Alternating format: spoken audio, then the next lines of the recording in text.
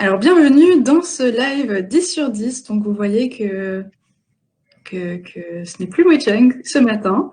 La Belgique a pris le contrôle du live. Moi, c'est Lina Karimi. Je travaille à Bibliothèques sans frontières Belgique et je suis chargée de formation et contenu Khan Academy. Et j'ai avec moi mes collègues, donc Natacha Delao, qui est chargée de projet en éducation au numérique. Donc, elle coordonne notamment les projets cyberhéros et voyageurs et voyageuses du numérique. Et Flavie Gauthier, qui est chargée de formation et contenu cyberhéros et qui est aussi spécialiste en éducation aux médias. Alors, sur les lives 10 sur 10, on a beaucoup parlé d'outils numériques, comment les utiliser à la maison, quand on est parent, quand on est professeur. Et on s'est dit qu'il pourrait être intéressant de parler un petit peu des bons comportements à avoir sur Internet, donc plus généralement en tant que parent, en tant qu'enfant, en tant qu'utilisateur du net de manière générale.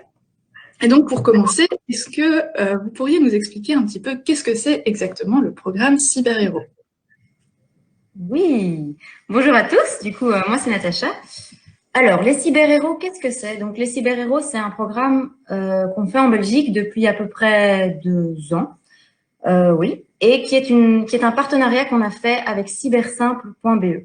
Alors, cybersimple.be, c'est un site internet sur lequel vous trouvez toutes les informations nécessaires pour la famille sur tout ce qui est sécurité en ligne. Donc, à la base, c'est un site internet qui est dédié aux familles. Et nous, Bibliothèques sans frontières, on a toute la partie cyberhéros, c'est-à-dire la partie pour les enfants. Alors, qu'est-ce qu'on fait? Donc, l'objectif, c'est vraiment d'aider les enfants qui sont hyper connectés à adopter les bons comportements en ligne. On le fait à travers de formations qu'on donne aux professeurs en général dans les écoles. Donc, on a formé quelques 400 profs l'année dernière et quelques 20 000 enfants. Parce que du coup, on faisait des formations et puis des animations dans la classe. Des animations pour introduire un peu le sujet. Alors, les cyberhéros, c'est avant tout une farde pédagogique, en fait, que je peux vous montrer ici. Je ne sais pas si je parle trop vite, Lina. Est-ce que je parle suffisamment lentement pour les utilisateurs? Très clair. Ok. Donc, voici donc la farde pédagogique. Donc ça, c'est une farde qu'on distribue, ou un classeur, qu'on dit en France, qu'on distribue gratuitement à tous les professeurs. Et du coup, il y a une trentaine de fiches d'activité là-dedans que Flavie vous expliquera plus en détail par après, mais qui du coup reprennent un peu tous les sujets qui sont cyberharcèlement, réseaux sociaux, fake news, etc. Donc, cette farde, évidemment, nous, on la distribue, mais elle est aussi disponible gratuitement. Et là, vous pourrez aller sur le site de cybersimple.be. Je peux peut-être vous montrer rapidement le site. Donc, je vais partager mon écran si ça te va, Lina. Voilà. Bien sûr. Ok, seulement mon écran. C'est parti. Hop. Donc, vous me voyez? Oui, on voit. Donc voilà. Donc si vous allez sur cybersimple.be, c'est accessible depuis la France aussi, évidemment. Vous voyez ici le site dont je vous parlais. Et si vous allez dans la partie enfant, la partie bleu marine ici, vous avez un onglet qui se dit Découvrez le programme. Et si vous découvrez le programme, vous pouvez télécharger ici toutes les ressources. Donc on va dans la boîte à outils. Voilà. Et dans la boîte à outils, vous avez tout un curriculum des cyberhéros ici que vous pouvez télécharger gratuitement avec une trentaine de fiches d'activité à faire en classe. Alors, vous le savez, pour le moment, et là je vais arrêter de partager mon écran, pour le moment, c'est le confinement, donc les écoles sont fermées, mais nos enfants, ils sont hyper connectés. Pourquoi? Parce que toutes leurs relations sociales par les écrans, il y a plus d'école, donc on fait l'école à la maison. Du coup, déjà de base, un enfant est connecté minimum 2 heures par jour sur un écran. Ici, je connais pas les chiffres, donc je m'avancerai pas, mais j'imagine que c'est beaucoup, beaucoup plus. Donc, c'est vraiment hyper important de travailler ces sujets-là aussi. C'est pas parce que les écoles sont fermées que le cyberharcèlement s'arrête. Donc voilà. Donc, nous, Bibliothèques sans frontières, ce qu'on a décidé de faire pendant cette période de confinement, où les enfants sont d'autant plus connectés et où on ne va plus dans les écoles, on a donc du temps à donner, on a développé un kit spécial pour les familles. Donc, c'est un carnet d'activités à faire en famille que vous pouvez télécharger gratuitement aussi sur notre site internet. On l'a partagé sur les réseaux sociaux, sur Facebook. Il y a des newsletters, donc il y a vraiment 1000 moyens de l'avoir. Je vais aussi vous montrer, si c'est pas trop d'infos. Alors, Je partage mon écran encore une fois. Voilà, partager. Et alors, je vais sur le site de Biblio sans frontières. Vous voyez bien mon écran, Lina? Tu peux me confirmer? On voit tout bien. Ok, super. Donc, vous avez le site de bibliosansfrontières.be. Alors, c'est un site évidemment belge. En France, si vous allez sur Bibliothèques sans frontières, vous tomberez sur le site français. Mais pas de panique, il suffit d'aller sur l'onglet pays et là, vous trouverez le site de la Belgique ou alors vous tapez simplement .be et vous arrivez sur le site belge. Et là, vous allez dans les ressources et vous avez être un cyber-héros en confinement. D'accord? Vous cliquez dessus. Et normalement, voilà, ma connexion fonctionne super bien. Vous avez une très belle page que nous avons fait en avance avec télécharger le kit. Et si vous téléchargez le kit, vous avez une version un peu light du kit qu'on fait dans les écoles et complètement adaptée aux familles pendant le confinement. Alors, on vous en parlera plus en détail après. Mais donc, ce kit est fait spécialement pour vous avec une charte de la famille à coller sur le frigo si vous voulez mettre les règles à la maison et puis des activités que Flavie vous expliquera après. Et alors surtout, j'essaie d'aller pas trop vite, mais à la fin, voilà, vous avez un cahier d'activités des cyber-héros à faire à la maison avec vos enfants qui pourra être rempli au fur et à mesure des semaines en fonction du contenu qu'on vous partagera sur les réseaux sociaux. Voilà, je pense que j'ai assez parlé. Super, merci beaucoup, Natacha. Donc, je l'ai pas dit au départ, mais tout ce qu'on est en train de présenter sera disponible donc sur notre page Facebook Bibliothèques sans frontières, sur notre chaîne YouTube et sur notre site internet. Donc comme Natacha l'a dit, c'est www.bibliosansfrontières.org. Natacha, j'ai une petite question. Pourquoi est-ce que Bibliothèques sans frontières se positionne sur des questions de cyber-citoyenneté? Quel est le lien avec Bibliothèques sans frontières? Ah, cette question-là. Déjà, sachez que la plupart, beaucoup de nos contenus sont accessibles en ligne sur un ordinateur et que les enfants, donc le but n'est pas de les pousser à aller évidemment sur les écrans, mais effectivement, de plus en plus, une bibliothèque peut devenir numérique et ouvre énormément de portes, mais du coup, il y a une responsabilité qui va avec ça. Et donc, d'où la nécessité de vraiment informer les plus jeunes et de les préparer à être vraiment des citoyens numériques et du coup à pouvoir utiliser ces outils de manière tout à fait sécure. Puis après, il y a d'autres sujets comme je disais, les enfants qui passent 2 heures par jour, etc. Il y a vraiment un besoin de les armer face à ça. Et nous, notre public en Belgique, c'est surtout les professeurs avec qui on travaille. Et on s'est rendu compte au fur et à mesure de nos autres projets qu'il y avait vraiment un besoin de ressources pédagogiques face à un sujet que les professeurs n'ont pas l'habitude de traiter, qui est assez nouveau et qui les dépasse complètement. Et donc, nous, dans notre logique de formation, de médiation et de développement de ressources et de contenus, c'est de là que est un peu venue l'idée des cyber-héros. Et bien sûr, on avait déjà notre site des voyageurs du numérique, qui, ce n'est pas le sujet aujourd'hui, mais c'est aussi un site évidemment de ressources en ligne sur tout ce qui est l'apprentissage du numérique pour tous et toutes. Voilà, je ne sais pas si c'est clair. Super, merci beaucoup.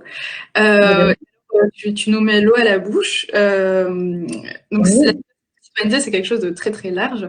Qu'est-ce que c'est exactement les bons comportements en fait, à avoir qu'on propose dans ce programme? Alors, bonjour tout d'abord. Comme Natacha l'a évoqué, donc en fait, oui, le programme, il parle pas uniquement de sécurité en ligne. Hein. Donc, il y a cinq piliers principaux, 5 axes, on va dire, sur lesquels on travaille. Donc, le premier, c'est être cyberfuté. Donc, qu'est-ce que ça veut dire être cyberfuté? Ça veut dire faire attention à ce qu'on partage sur Internet, faire attention aux conséquences des partages sur les réseaux sociaux. Et en fait, pendant ce programme, il y a plein d'activités sur l'identité numérique, l'image en ligne qu'on projette sur soi et les informations confidentielles qu'on peut laisser en ligne. Ensuite, cybervigilant, là, c'est plus sur les fausses informations, les fake news. Donc, un sujet encore plus d'actualité en ce moment.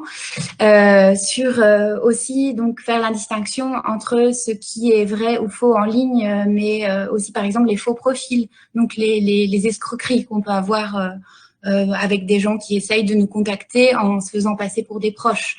Donc ça, c'est soit être cybervigilant donc pour les enfants. Le troisième thème, donc là j'en suis à 3, c'est être cybersecret. Donc là, c'est plus travailler sur la question des mots de passe sécurisés. Comment on crée un mot de passe sécurisé et pas simplement en mettant sa date de naissance ou le nom de son nom de famille, par exemple. Et comment on protège ces informations confidentielles sur les applications. Ça, c'est pointu, hein. Même nous, parfois, en tant qu'adultes, on a besoin de faire un point sur ces choses-là. Le quatrième thème, c'est soit être cyber sympa.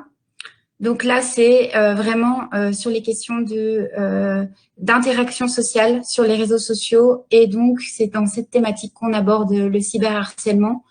Donc, je sais plus si Natacha l'a dit, mais en tout cas, les chiffres en Belgique, c'est qu'un enfant sur 3 dans la tranche d'âge sur laquelle on parle, nous, donc les 8-14 ans, un enfant sur 3 est concerné par le cyberharcèlement, donc soit en tant que victime, soit en tant qu'acteur, enfin que personne qui cyberharcèle.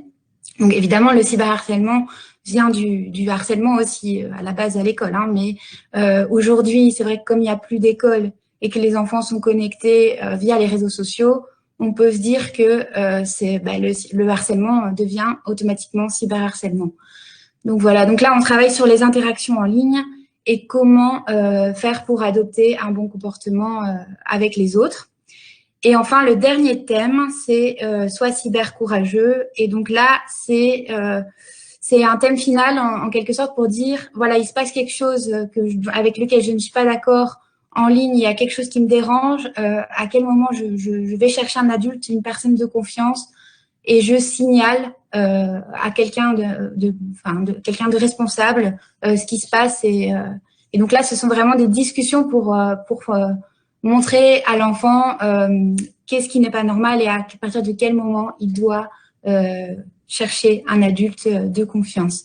Donc, voilà. C'est ça. Je ne sais pas si c'était clair ou s'il y a besoin de précision sur un ou l'autre thème, mais voilà, c'est ça ce dont on parle.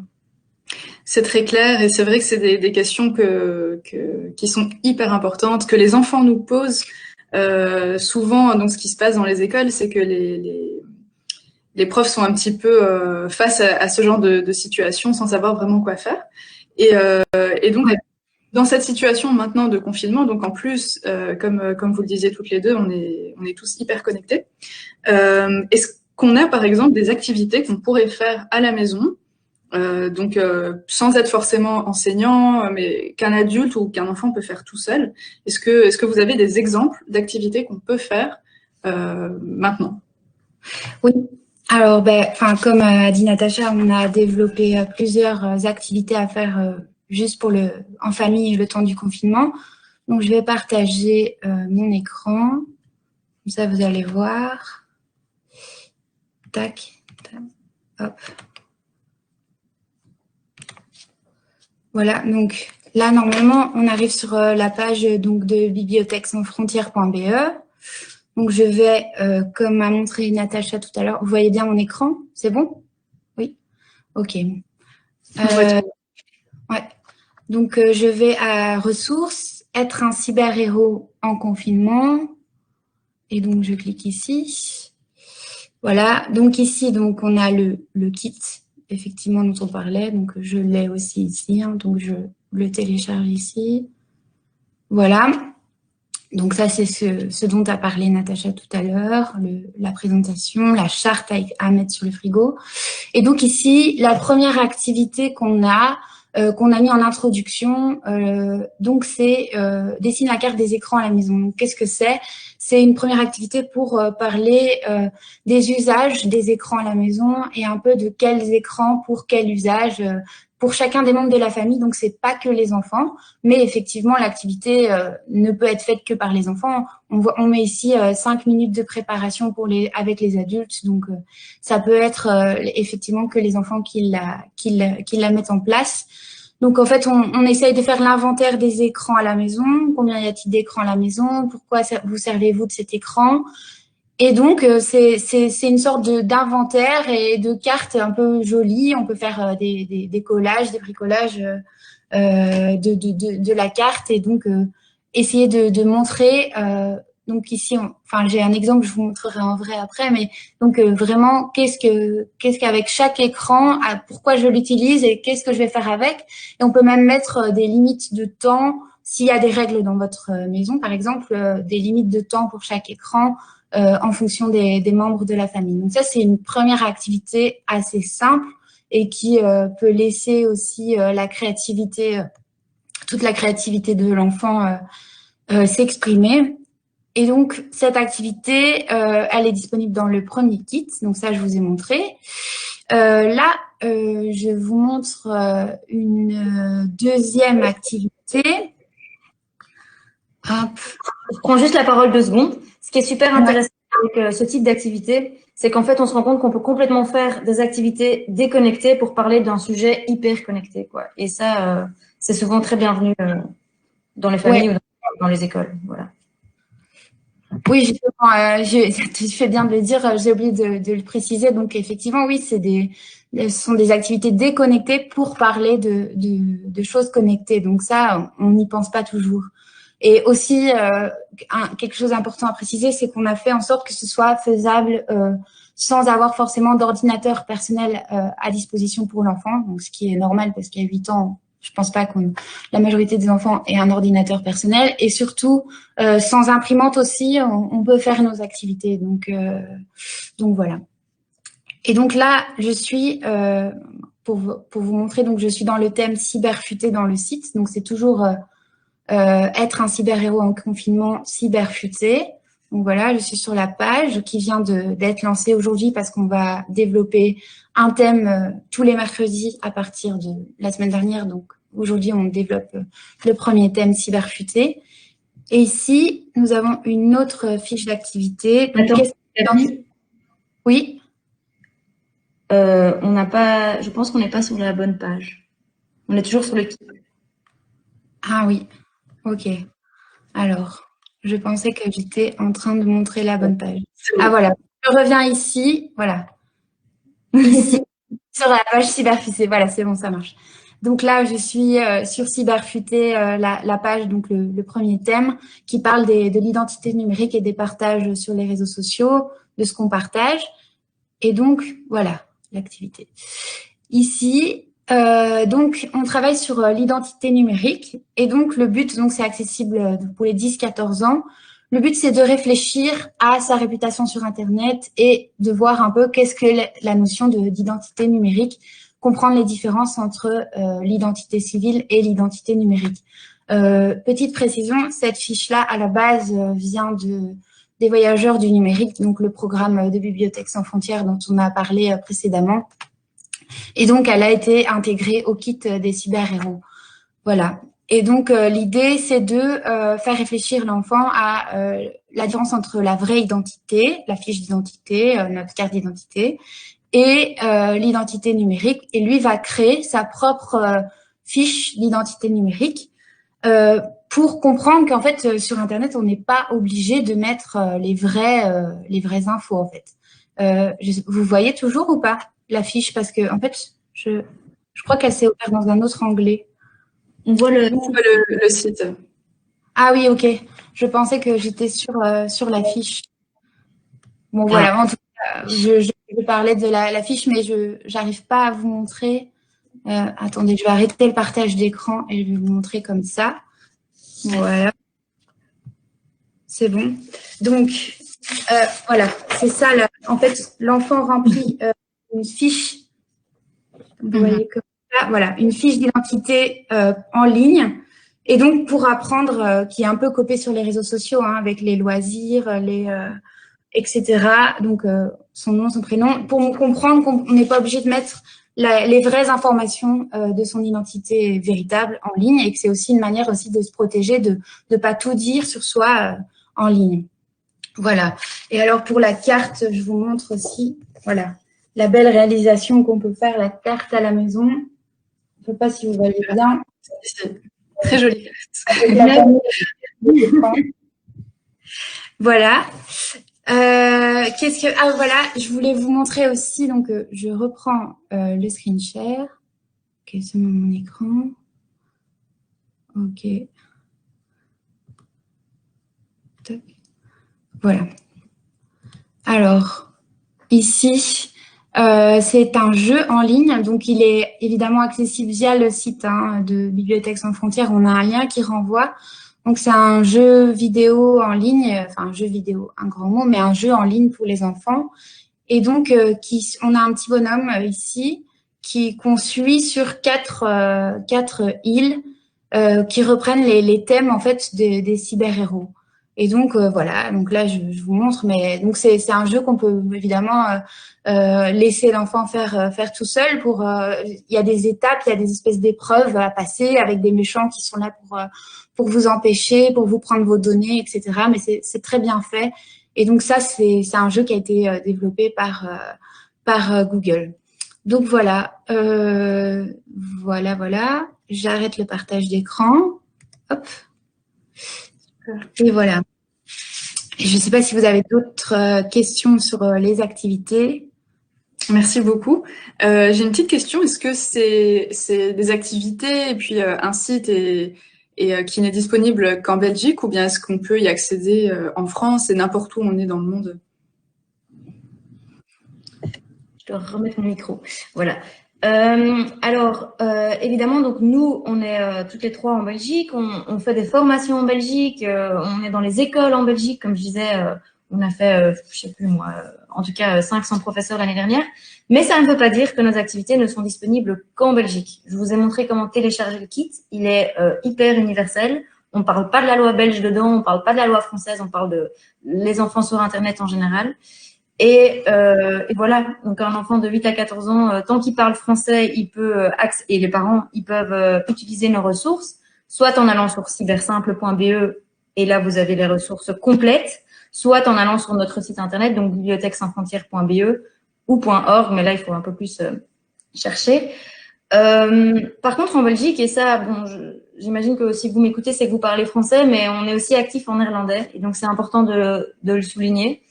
Ça arrive petit à petit, voilà. Donc oui, effectivement, si vous n'êtes pas en Belgique, vous avez accès à toutes nos ressources. Elles sont gratuites, en accès libre, et vous pouvez les faire, les refaire, en proposer d'autres. Voilà, amusez-vous. Merci beaucoup. Et alors, je suis un petit peu curieuse aussi. Enfin, je pense que ce serait pas mal aussi de peut-être faire des recommandations assez générales sur comment utiliser le numérique à la maison, quelles sont les choses sur lesquelles il faut vraiment faire attention. Est-ce que vous avez des petits conseils comme ça assez général qu'on peut partager à tout le monde? Oui, oui. Donc plusieurs conseils. Déjà, en fait, en discuter avec votre enfant dès l'âge où il commence à être connecté donc sur Internet. Donc que ce soit pour faire des recherches d'infos pour l'école ou alors pour se connecter sur les réseaux sociaux. Donc effectivement, en ce moment, j'imagine qu'il y a beaucoup d'enfants qui se connectent. Donc ça, effectivement, c'est en parler le plus possible. Et aussi, il y a quelque chose qu'il faut savoir, c'est qu'en fait, il n'y a pas besoin d'être spécialiste en informatique, spécialiste en numérique, en éducation média pour éduquer son enfant à bien se comporter en ligne. En fait, tout le monde peut le faire. C'est des conseils assez simples qu'on donne. Et même pour les professeurs, en fait, ils ont pas besoin d'être spécialistes en numérique pour utiliser notre kit pédagogique. Donc, c'est vraiment, chacun peut le faire.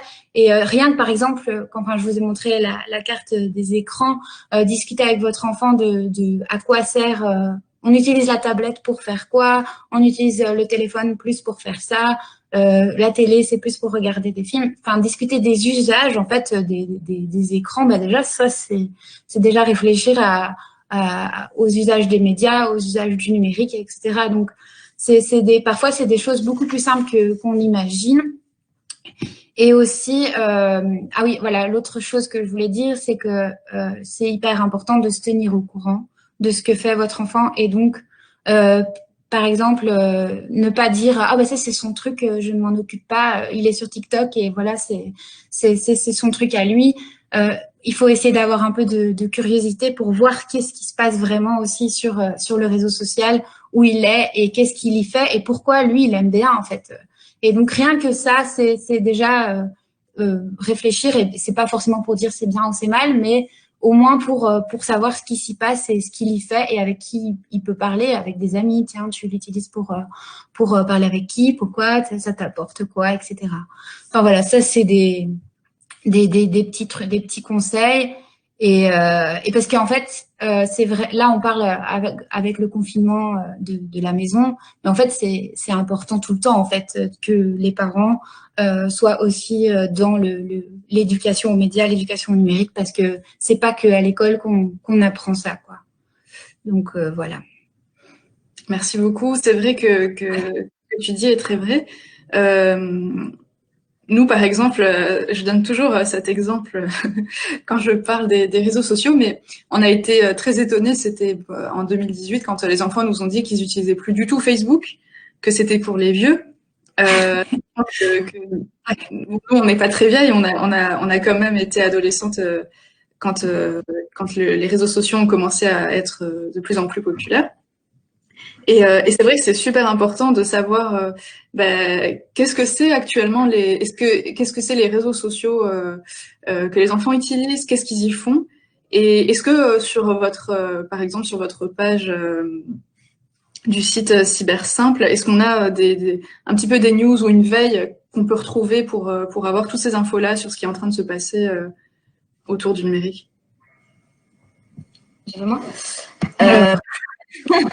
Alors sur Cybersimple, vous avez effectivement tout ce qui c'est vraiment une veille de tout ce qui se passe et de tout ce qu'il faut faire attention en tant que famille par rapport à ce qui se passe en ligne. Ce qui est intéressant, c'est qu'il y a aussi un quiz que vous pouvez faire et ça, il est adressé aux parents. Et donc en tant que parent, ça vaut peut-être la peine de le tester. Je vous ai montré tout à l'heure donc cybersimple.be. Vous allez sur la partie enfants et il est marqué quiz. Testez vos connaissances. Enfin, vous le verrez plus tard. Je peux repartager mon écran si vous voulez. On va repartager mon écran. Vous savez quoi? Si vous voyez. Ah mais vous voyez mon écran là? Non.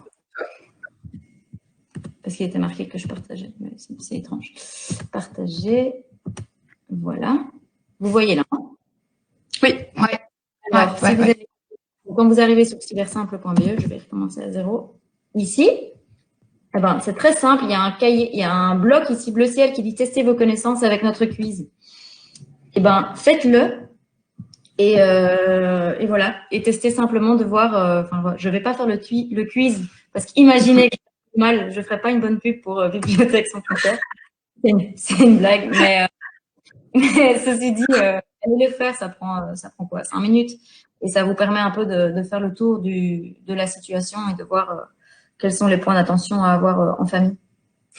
Et toutes ces ressources-là, est-ce qu'elles sont payantes? Non, tout ça est complètement gratuit. Ça, c'est hyper important à mettre dans sa tête, c'est que tout est gratuit et tout est en Creative Commons, donc vous pouvez les utiliser. Génial. On a une question de Stéphane qui demande... Donc, par rapport au cyberharcèlement en particulier, qui est toujours un sujet qui pose beaucoup de questions parce que c'est très nouveau et on a peu de moyens de le combattre. Est-ce qu'il y a des activités donc pour prévenir les dangers, mais est-ce que vous avez par hasard des activités aussi pour détecter un problème chez l'enfant? Donc, par exemple, il y a quelque chose qui se passe et on n'est pas sûr. Est-ce qu'il y a des activités dans ce genre-là? Alors, il y a des activités pour prévenir le cyberharcèlement, pour discuter cyberharcèlement avec votre enfant. Et ça, on va les adapter effectivement pour les mettre, pour qu'elles soient faisables à la maison. Donc, pour l'instant, c'est pas encore fait, mais ça va être fait dans les prochaines semaines. Par contre, pour détecter un souci chez l'enfant, ça, il n'y a pas. Mais c'est vrai que c'est les mêmes, en fait, c'est les mêmes symptômes, on va dire, que le harcèlement, en fait. Enfin, je sais pas si tu voulais ajouter quelque chose, Natacha, mais je crois pas qu'il y ait détecter le cyberharcèlement. Non, en fait, le kit est vraiment dans la prévention, donc on est avant. C'est vrai que souvent, on va dans les écoles, les professeurs nous appellent énormément, en fait, parce que eux ont déjà détecté les problèmes de cyberharcèlement. Par contre, on est ceux qui répondent. On est vraiment dans la prévention et effectivement, on redirige vers les bons acteurs. En Belgique, il y a par exemple qui est partenaire avec nous et avec qui on travaille énormément pour rediriger vers eux qui, eux, ont plus des actions à faire en cas de cyberharcèlement. Donc ça, c'est très important de ne pas prendre un rôle qui n'est pas le nôtre parce qu'on n'est pas des psychologues, des assistants sociaux, etc. On est vraiment là pour informer et c'est le rôle de Bibliothèques sans frontières, c'est de faire passer l'information. Maintenant, on a des partenariats avec des acteurs et effectivement, il y a des signes de cyberharcèlement qui sont les mêmes que le harcèlement. Donc, un enfant qui a les notes qui chute, un enfant qui mange plus, qui veut pas retourner à l'école, etc., qui a une boule dans le ventre. C'est pas moi qui vais faire le dossier médical de ça, mais effectivement, c'est des symptômes qu'on retrouve en cyberharcèlement, c'est les mêmes. C'est juste le harcèlement qui s'est déplacé en ligne. Et la grande différence, c'est qu'il s'arrête plus aux portes des écoles et qui, du coup, devient de plus en plus insidieux et qui se fait vraiment de manière très cachée, en fait. Oui, c'est ça. Et d'où le fait, effectivement, pour les enfants d'avoir tout de suite les bons comportements, de mettre leur page en privé, de pas partager n'importe quelle photo, de bien savoir qu'une fois que tu mets quelque chose sur Internet, c'est définitivement là. Donc nous, les filles, on est définitivement sur Internet. C'est ça. Et donc, Natacha, tu citais Child Focus. Donc ça, pour la Belgique, on peut se tourner vers l'association Child Focus en cas de cyberharcèlement. En France, il y a un numéro aussi qui est 0800 200 200 qu'on peut appeler, donc qui est géré par l'association e-enfance, qu'on peut appeler pour témoigner et avoir des conseils sur des situations de cyberharcèlement. Il y a Micha qui nous conseille aussi Sauver les enfants, qui fait des campagnes contre le cyberharcèlement. Donc, voilà. N'hésitez pas aussi à aller vérifier, à aller regarder ces pages-là. Et on a une autre question de Mucheng qui nous demande quels conseils donneriez-vous à des parents qui peuvent se sentir démunis face aux enjeux du numérique, qui se sentent pas forcément à l'aise face à la diversité des réseaux sociaux.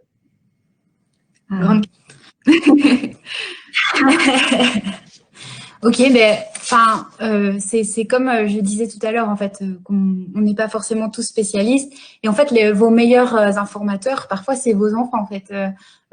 Donc, si vous vous sentez parfois démunis par rapport aux réseaux sociaux, etc., pourquoi ne pas leur demander à eux de vous faire une sorte de coaching, enfin pas de coaching, mais de vous montrer comment eux publient, comment ils font, etc.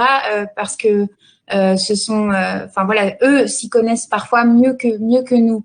Si vraiment après notre enfant n'est pas sur les réseaux sociaux, c'est vrai que tout le monde peut essayer de se créer un compte et pour voir et pour essayer de comprendre comment ça fonctionne. Le meilleur moyen de comprendre un réseau social, c'est aussi de s'y inscrire, de se faire un profil. Hein. Moi-même, par exemple, je suis pas non plus spécialiste de TikTok ou de Snapchat. Je me crée un compte pour aller regarder ce qui s'y passe et comment ça fonctionne, etc. Voilà, donc c'est en l'utilisant qu'on peut comprendre un peu mieux. Ouais. Et je rajouterais, il y a plein d'acteurs qui sont spécialistes là-dedans et qui sont prêts à vous aider. Nous, on en est un, Cybersimple, donc notre partenaire en est un autre avec plein d'informations. Il y a des adresses mail, on peut vous mettre la nôtre où vous pouvez poser vos questions et on vous redirigera vers les bonnes personnes où on donne. Oui.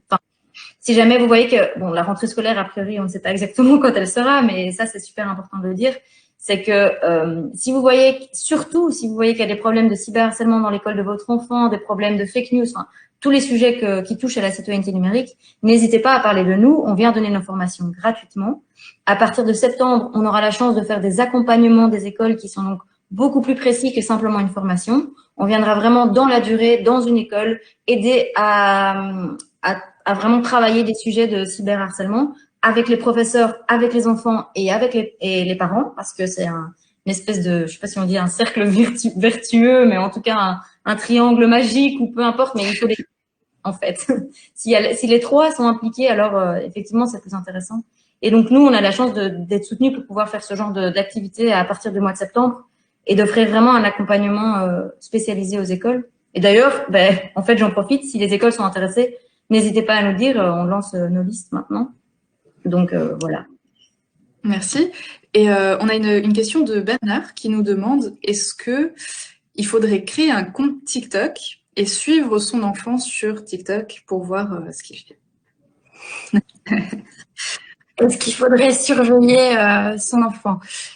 Écoutez, enfin après chacun fait comme il veut, hein. Moi je suis pas là pour donner des conseils d'éducation des enfants, mais c'est vrai que le surveiller c'est pas forcément non plus la bonne solution. Pourquoi ne pas faire avec lui, voir comment il fait d'abord, c'est ce que je disais tout à l'heure, plutôt que de soi-même créer un compte pour surveiller.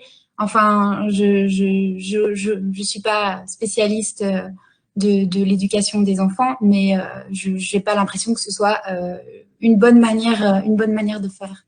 Je sais pas ce que vous en pensez, parce que j'ai pas. C'est Natacha, oui.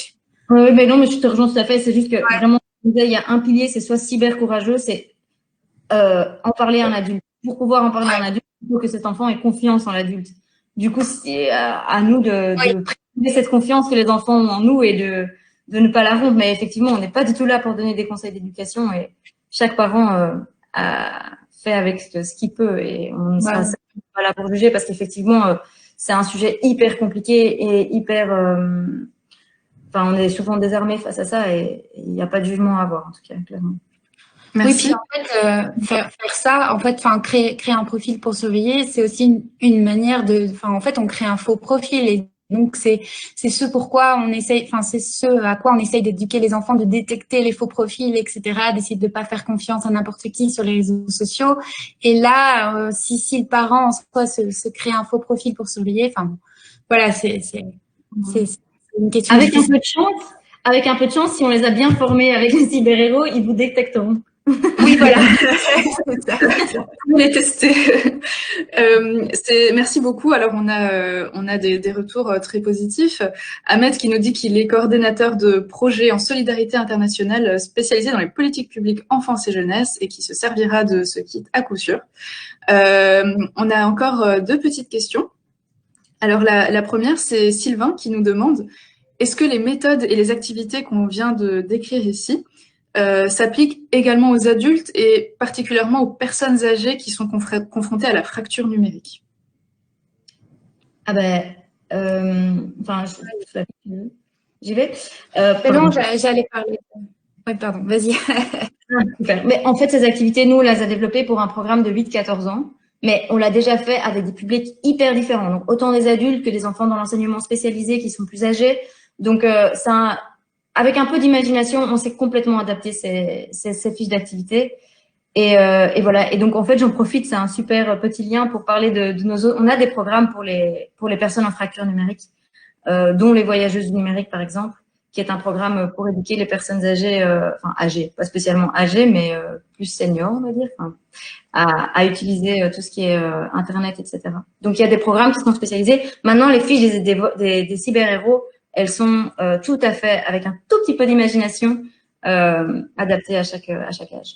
Nous, on les fait, on les a fait et on s'est bien amusé. Donc, voilà. Et donc, on peut aller sur le site des voyageurs du numérique et retrouver ces fiches d'activité qui sont classées également par donc littératie numérique, par exemple, pour des questions de fracture numérique. Et on a une question également qui est est-ce qu'il y a un moyen de recevoir donc une espèce de newsletter ou quelque chose comme ça sur les cyber-héros? Oui. Effectivement, il y a un moyen de s'inscrire pour recevoir la newsletter. Donc, ça, on peut le faire sur notre site, c'est ça, hein? Oui. En fait, vous pouvez aller sur... je peux vous montrer la page encore une fois et ce sera en partage d'écran. Oui, attends, je le fais. Hop, je vous partage mon écran. C'est reparti. Comme ça, au moins, vous aurez bien vu le site. Donc, si vous allez sur le site de bibliothèquesansfrontières.be, que vous avez été dans les ressources et puis vous avez été dans le cyber-héros en confinement, en fait, il est marqué « Inscrivez-vous à notre newsletter ». Et là, toutes les semaines, vous allez recevoir, pendant le confinement, je ne sais pas en fait si on l'a bien... Tous les mercredis. Tous les mercredis. Newsletter qui part avec des nouvelles activités sur chaque sujet. Donc surtout, je vais arrêter de partager mon écran, mais surtout, n'hésitez pas à vous inscrire à la newsletter. On va vous mettre le lien de comment s'inscrire à la newsletter ici. c'est Victoire de la com en Belgique qui va le faire.